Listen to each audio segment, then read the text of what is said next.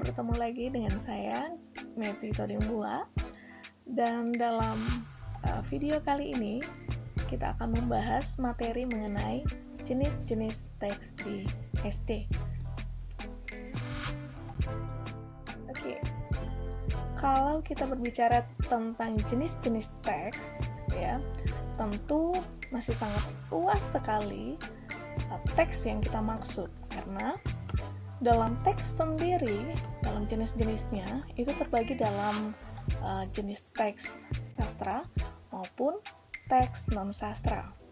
Nah, di pembelajaran sebelumnya, ya, kita ada membahas mengenai teks sastra dan non-sastra, di mana teks sastra itu merupakan teks suatu karya imajinatif, ya, di mana tujuannya untuk memberikan hiburan kepada penikmatnya atau pembacanya yang sifatnya subjektif.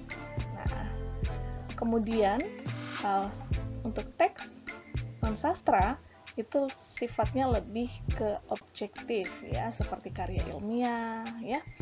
Nah, tentu jenis-jenis teks dalam sastra maupun non-sastra ini sangat luas sekali.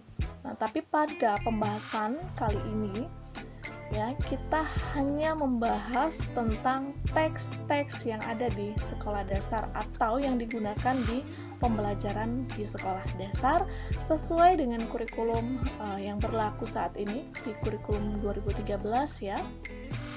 Nah, adapun teks-teks yang digunakan dalam kurikulum saat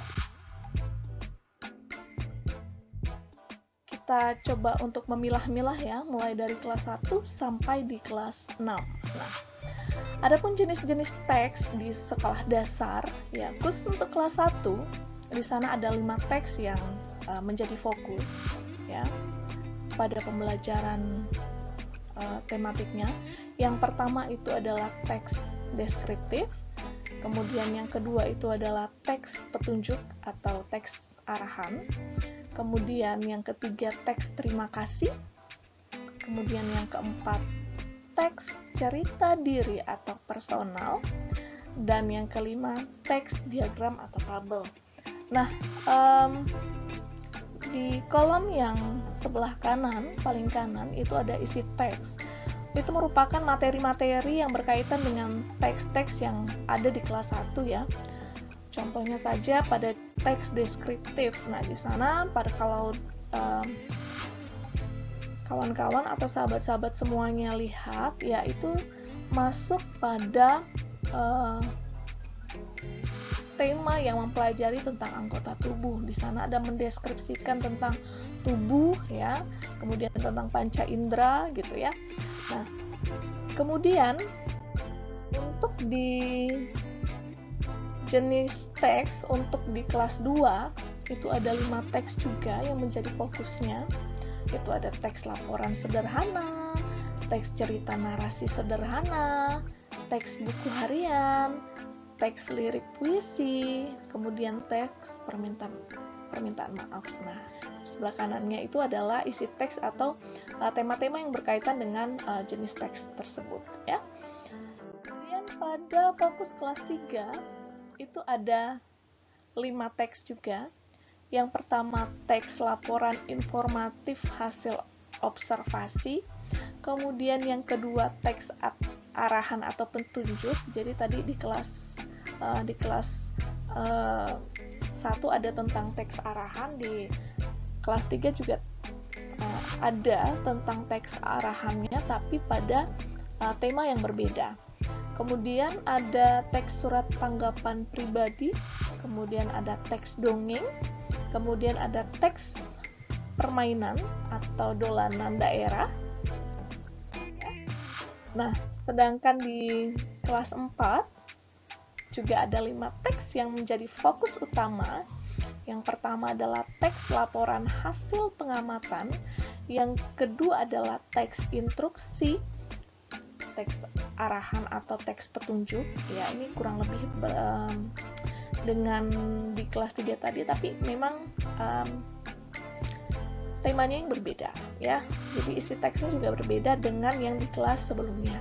Kemudian ada teks wawancara, kemudian teks cerita petualangan, kemudian yang terakhir adalah teks ulasan buku.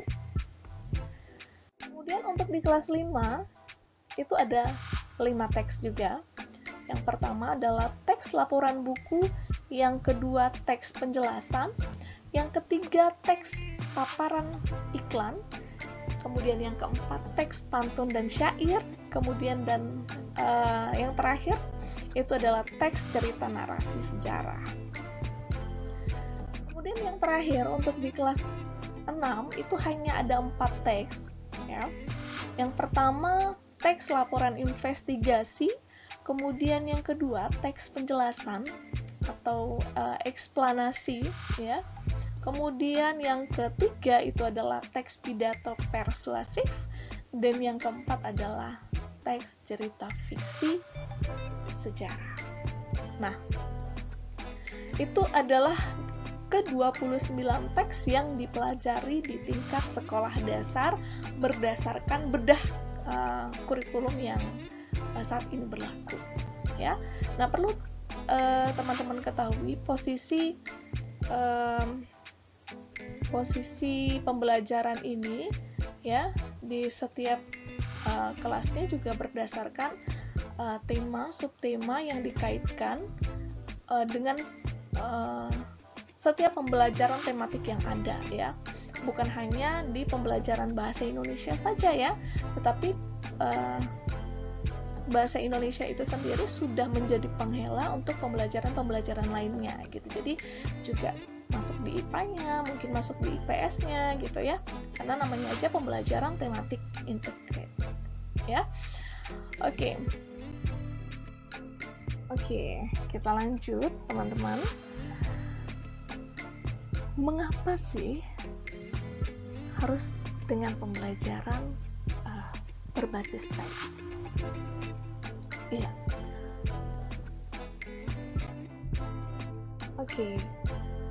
Mengapa harus dengan pembelajaran berbasis teks? Ya, kawan-kawan semuanya. Karena tujuan daripada pembelajaran teks atau yang berbasis teks itu ya untuk menjadikan pembelajar itu memahami serta mampu menggunakan teks sesuai dengan tujuan sosial teks-teks yang dipelajarinya. Nah, kegiatan memahami itu meliputi kegiatan membaca dan menyimak. Kemudian, kegiatan yang menggunakan teks termasuk pada kegiatan berbicara dan menulis. Jadi ada 4 keterampilan dalam berbahasa yang dapat diintegrasikan dalam pembelajaran berbasis teks.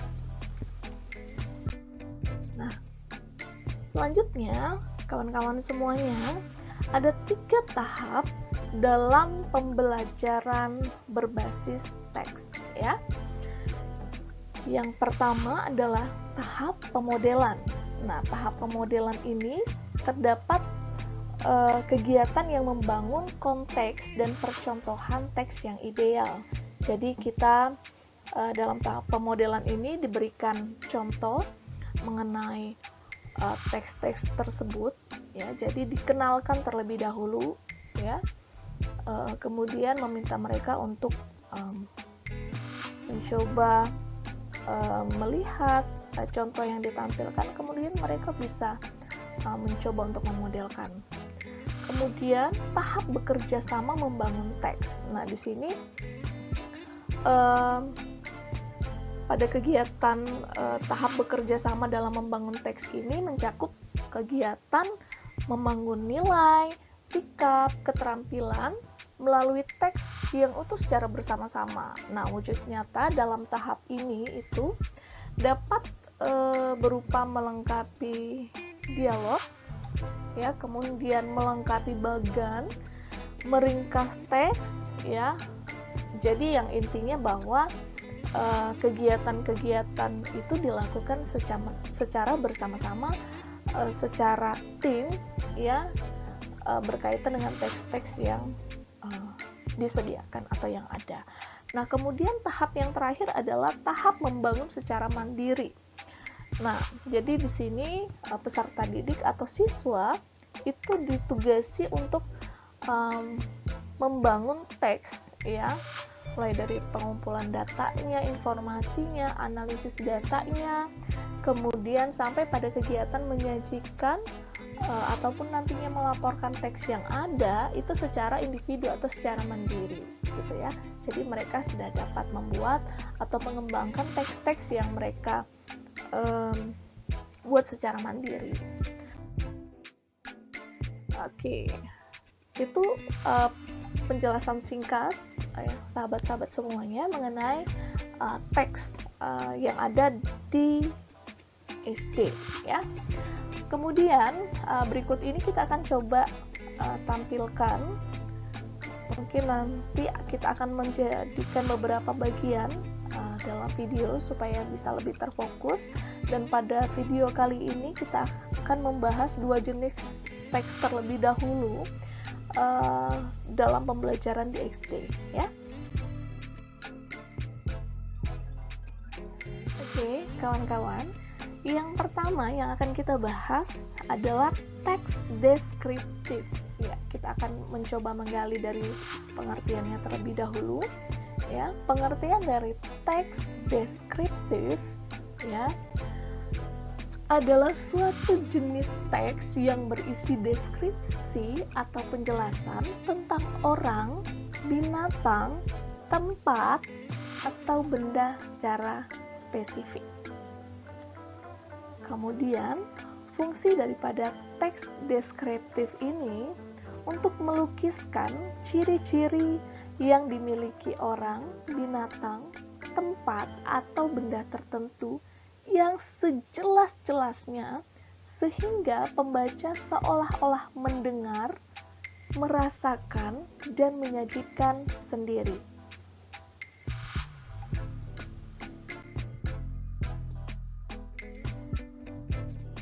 Oke, selanjutnya berkaitan dengan struktur teks dari deskriptif, ya.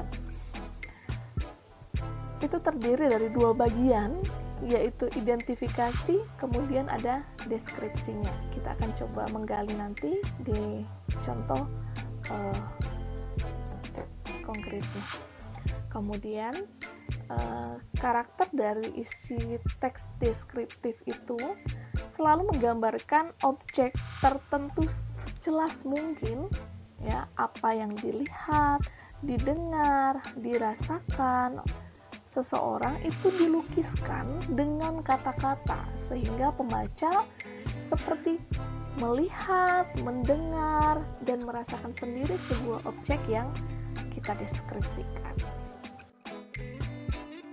Oke, berikut ini merupakan contoh dari teks deskriptif yang ada di pembelajaran di sekolah dasar, khususnya dalam kurikulum 2013.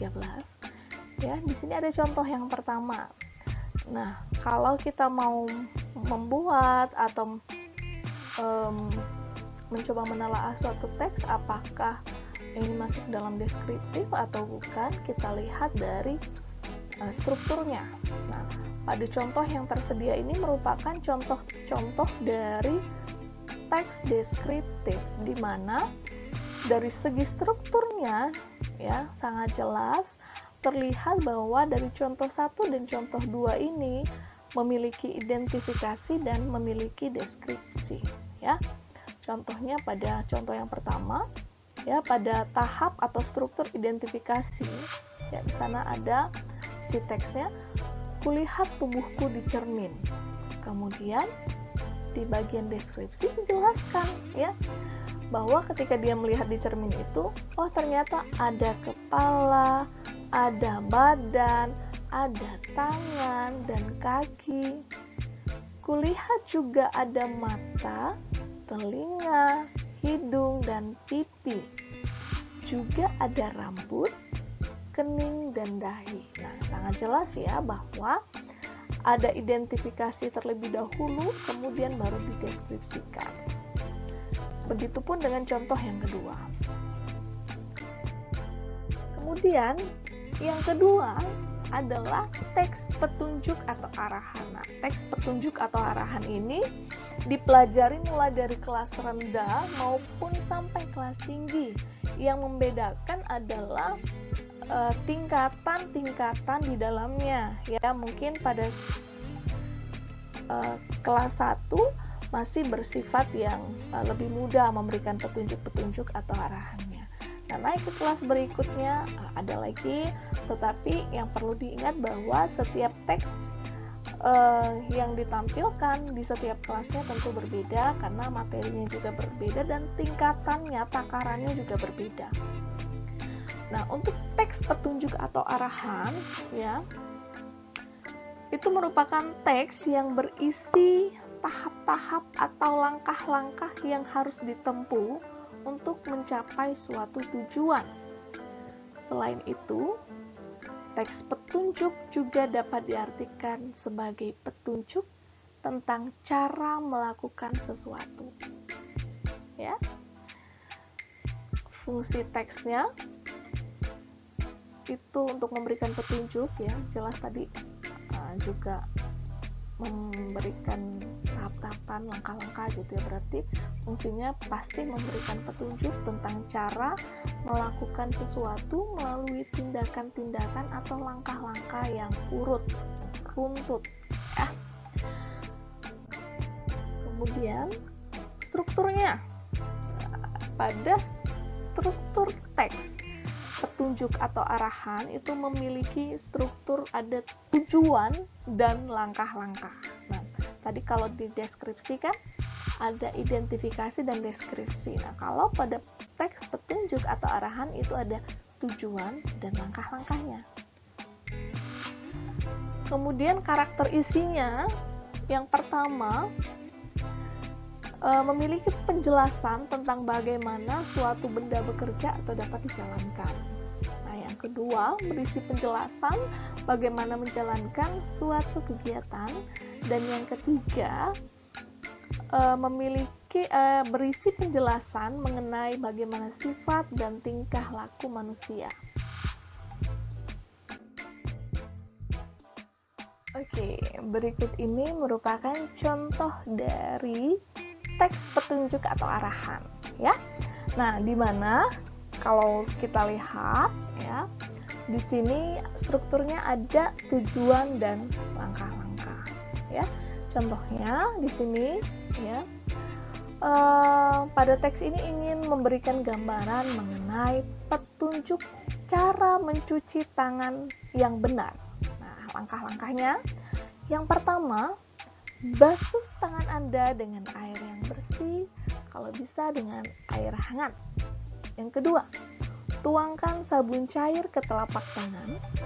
Yang ketiga, gosokkan tangan dengan sabun selama 15-20 detik atau setara dengan Anda menggumamkan lagu Happy Birthday 2 kali dalam hati. Jadi sambil nyanyi lagu Happy Birthday dalam hati sambil mencuci tangannya, menggosok-gosok tangannya, ya. Nah, kemudian yang keempat, basuh keseluruhan tangan Anda di bawah air yang mengalir untuk memastikan kuman terbuang bersama dengan aliran air. Dan yang terakhir, gunakan tisu toilet atau hand dryer, pengering tangan otomatis untuk mengeringkan tangan. Nah, ini diambil dari salah satu situs, ya, berkaitan dengan teks mencuci tangan yang benar. Nah, itu merupakan contoh dari teks petunjuk atau arahan. Nah, untuk video kali ini kita hanya membahas 2 teks terlebih dahulu, ya. Nanti kita akan memberikan informasi lebih lanjut mengenai teks-teks berikutnya. Masih ada sekitar 27 teks yang akan kita coba gali di video selanjutnya. Oke, sampai jumpa di materi berikutnya, ya. Jangan lupa untuk di like, di komen, dan di subscribe video ini. Terima kasih.